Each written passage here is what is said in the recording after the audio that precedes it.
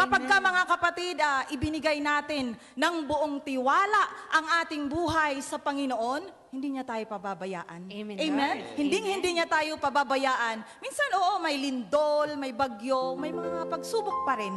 Amen? Nasasaktan pa rin tayo, umiiyak pa rin tayo.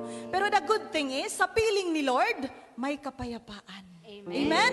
Amen. Kaya naman sa mga oras na ito, mga kapatid, ialay natin ang lahat sa Kanya at tayo po ngayon ay patuloy na magpupuri at magpapasalamat sa ating Diyos. Amen? Tayo ay magpuri sa Panginoon. Hallelujah! Glory to God. Praise the Lord.